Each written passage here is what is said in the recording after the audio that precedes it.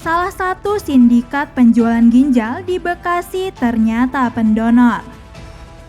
Taj Mahal terancam tenggelam akibat meluapnya Sungai Yamuna. Warga Jambi diserang beruang saat panen sawit.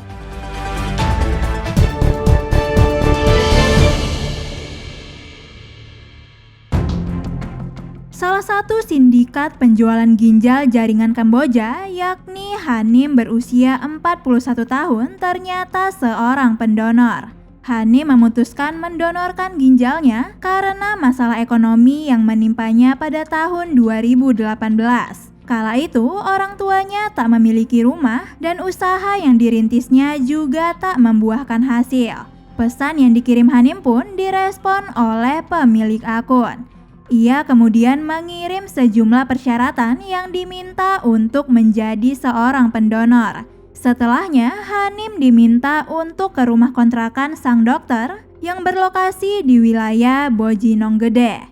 Awalnya, Hanim bakal melakukan proses transplantasi di sebuah rumah sakit di Jakarta. Namun, tahapan yang harus dijalani cukup panjang, termasuk meminta persetujuan pihak keluarga. Usai gagal, Hanim tetap menunggu di kontrakan sang dokter selama 1 tahun. Hanim pun beralasan kepada sang istri bahwa dirinya sedang mengerjakan suatu proyek.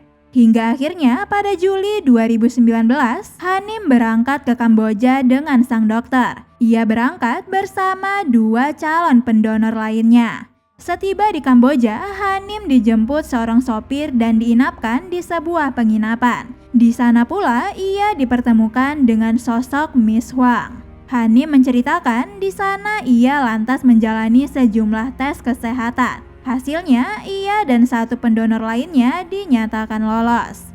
Selanjutnya, Hanim dipertemukan dengan seseorang asal Singapura yang bakal menjadi penerima organ ginjalnya. Sehari berselang, operasi transplantasi ginjal pun dilakukan. Hanim mengungkapkan dari transplantasi ginjal itu dirinya mendapat imbalan sebesar 120 juta rupiah. Singkat cerita, Hanim dipanggil oleh si dokter dan ditawarkan untuk menjadi koordinator di Kamboja. Salah satu tugasnya untuk mengurus calon pendonor yang sudah bersiap di Kamboja. Hanim pun setuju. Ia kemudian membawa calon pendonor ke Kamboja antara bulan Agustus atau September. Setiba di sana, 4 calon pendonor yang dibawa Hanim lantas menjalani serangkaian tes kesehatan. Namun dari 4 calon pendonor yang dibawa Hanim, hanya 2 orang saja yang lolos dan akhirnya melakukan proses transplantasi. Hanim menyebut istrinya tak pernah mengetahui dirinya bekerja sebagai koordinator penjualan ginjal. Pihak keluarga baru mengetahui usai dirinya tertangkap oleh pihak kepolisian. Sebelumnya, polisi menetapkan 12 orang sebagai tersangka kasus TPPO, modus penjualan organ ginjal jaringan Kamboja di Kecamatan Tarumaya, Kabupaten Bekasi, Jawa Barat. Dari 12 tersangka itu, 9 merupakan sindikat dalam negeri. 1 orang adalah sindikat luar negeri, 1 orang pegawai imigrasi berinisial AH, dan 1 anggota Polri berinisial Aibda M. Untuk tersangka anggota Polri dikenakan pasal 22 Undang-Undang Nomor 21 Tahun 2007 tentang pemberantasan tindak pidana perdagangan orang, junto pasal 221 ayat 1 ke 1 KUHP. Kemudian, pegawai imigrasi dikenakan pasal 8 Undang-Undang Nomor 21 Tahun 2007 tentang TPPO. Sementara 10 tersangka lainnya dijerat pasal 2 ayat 1 dan ayat 2 dan atau pasal 4 Undang-Undang Nomor 21 Tahun 2007 tentang TPPO. Bangunan ikonik Taj Mahal terancam tenggelam setelah air Sungai Yamuna di utara India meluap akibat hujan lebat dan banjir. Foto-foto dan video di media sosial menunjukkan air Sungai Yamuna naik hingga menghantam dinding kompleks monumen dari objek wisata itu. Taman di belakang Taj Mahal pun bahkan ikut terendam banjir. Para pejabat berwenang sempat mengatakan tinggi Sungai Yamuna naik jadi 208,57 meter. pada Kamis pekan lalu. Sejak Juni, negara bagian Uttar Pradesh memang dilanda hujan lebat hingga banjir seiring dengan masuknya musim hujan. Para ahli menyebut perubahan iklim belakangan ini turut memperparah banjir. Menurut otoritas berwenang, Sungai Yamuna, anak Sungai Gangga, telah mencapai volume rekor tertinggi dalam sejarah. Hal ini pun memaksa para warga melakukan evakuasi massal.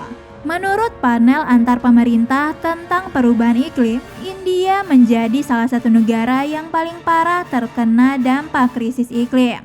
Beberapa bagian utara India, termasuk Agra, beresiko tinggi mengalami banjir dalam beberapa pekan mendatang karena hujan deras yang tak henti-henti.